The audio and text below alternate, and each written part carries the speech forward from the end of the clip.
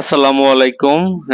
24শে মে আমাদের বাংলা কলেজের বাংলা বিভাগের 2006-07 শিক্ষাবর্ষের তৃতীয় পূর্ণমিলনী অনুষ্ঠান ছিল।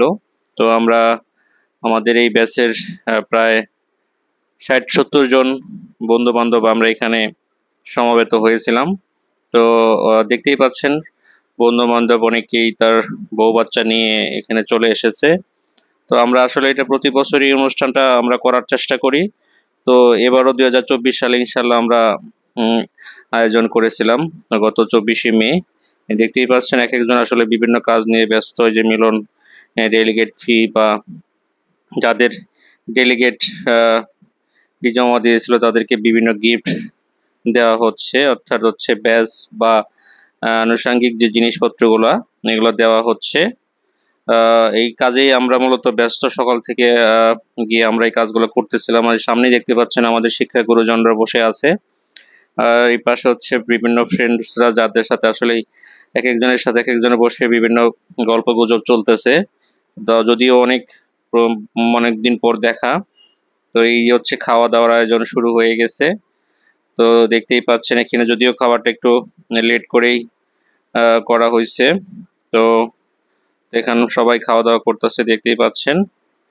তো এটা আসলেই অনেক ভালো লাগার একটা বিষয় এখানে, যে বান্ধবীরা সেই সাথে হচ্ছে ফ্রেন্ডসদের স্ত্রীরা বসে এখানে খাওয়া দাওয়া করতেছে, যে ফ্রেন্ডস বেলায়েত হোসেন। এই হচ্ছে অবস্থা। তো এবার অনেক সুন্দর লাগতেছে যে আক্তার মাঝখানে, আক্তার দেবদাস, আক্তার আর বিক্রম আছে এখানে। তো এই হচ্ছে অবস্থা। তো আসলেই অনেক ভালো লাগছে, অনেকদিন পরে অনেক পুরোনো ফ্রেন্ডদের সাথে দেখা সাক্ষাৎ হলো। সত্যি এটা অনেক বেশি, যে মুরাদ, শাহিন, বিভিন্ন সবাই আর কি খাওয়া দাওয়ায় ব্যস্ত।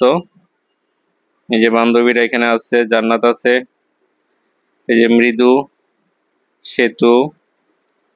তো এই হচ্ছে খাওয়া দাওয়ায় তারা ব্যস্ত। এখানে টিচার্সদের জন্য খাওয়া দাওয়ার আয়োজন করা হয়েছে এখানে, যে সবাই আমাদের শিক্ষা গুরুজনরা খেতে বসছে।